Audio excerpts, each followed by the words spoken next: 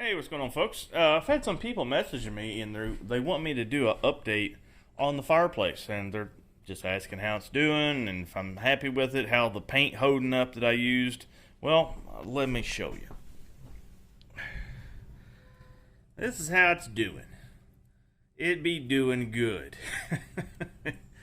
What I think I'm gonna do is my old house. I just had like a metal frame with a screen, kind of like a window screen on the front of it, and we used to stick it in front of our fireplace all the time and just leave it open. We didn't have a door or nothing like that on it. So I think I'm going to make one for this because there's so much more heat that comes out like this versus like this.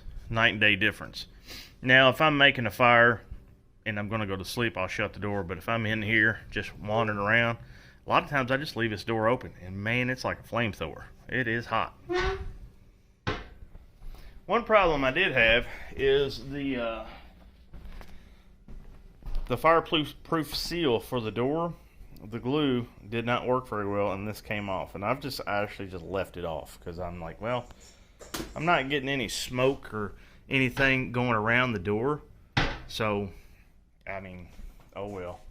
Another thing I have noticed is I can catch light, and I can see down inside the firebox when I have a box going, because either this isn't perfectly round, or more than likely the tube isn't round. It's kind of squished and it's got all kinds of little seep holes. So I just take and run a little aluminum foil on this back edge is where the biggest hole is. That seems to do it pretty good. I don't catch any smoke inside the longhouse at all, and so I just kind of roll with it. Now, one day I did notice that inside of my firebox was wet, but we had a lot of hard blowing rain, so I'm thinking it blew in through the chimney. Well, I know it blew in through the chimney and just kind of came down here in the bottom, but I've not had any issues since then. And you might notice my little cast iron skillet here. A lot of times when I use my cast iron, I'll wash it, and yeah, I use Dawn dish soap because I make sure I get all my pots clean. I know you're not supposed to scrub on cast iron, but I do. And then I recoat it with olive oil. And then I just sit on my cast iron on top of the stove while there's a fire going, and just let everything dry, and I'll leave it on here for 3 or 4 days after a couple fires, and my cast iron is nice and reseasoned. So it's kind of a win-win. Now, my chimney pipe is about 2 feet shorter than it was with my last little fireplace, and it still draws really nice. You can see all the fire kind of getting sucked to the back of the box and going up.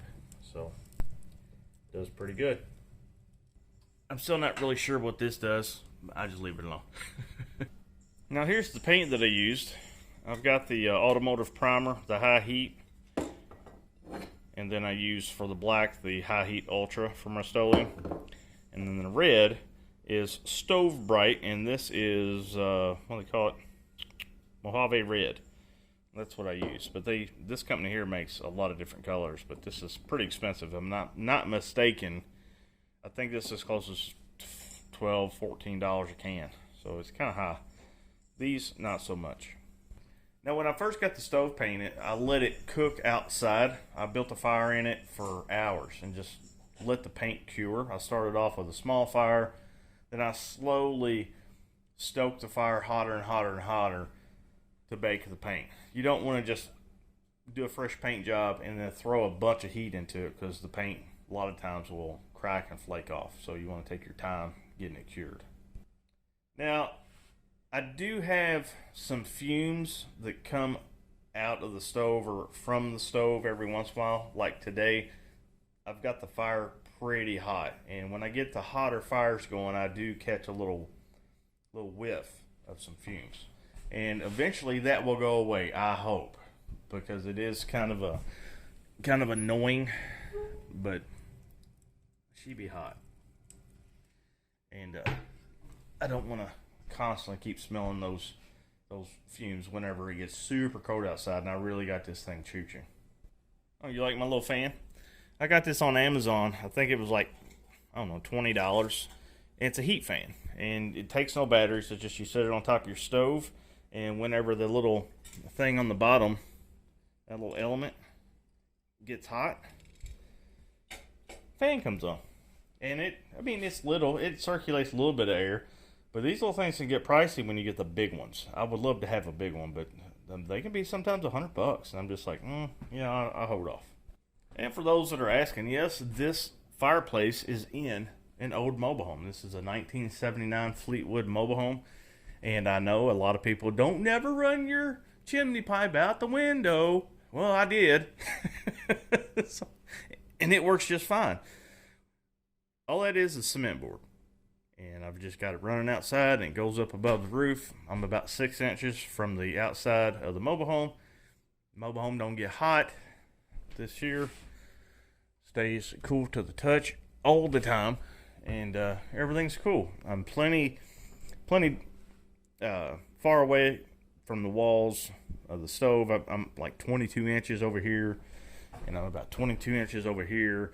And I think normally they say you want about 18 inches, so I'm good. None of this over here. Is it warm? Yeah, it's warm. Is this warm? This ain't warm at all. Is this wall warm? Yeah, it's warm. But it's drywall, so oh well. Eventually I'm going to have metal over here too, but yeah, I just haven't got to it. In the next couple weeks, I got the corrugated metal over here. This whole wall, all the way to the ceiling, is going to be corrugated metal too. Like I said, it's just one of those projects I haven't got to yet. Some of y'all wonder if it's actually hot. Yeah, she be hot. Well, there you go, folks. That's the update on my fireplace that I got back in the fall. I think it's what, $200, $250 I paid for it. I grounded it all down, made it all nice and clean. Then I primed it, painted it, and bought some fire block for it.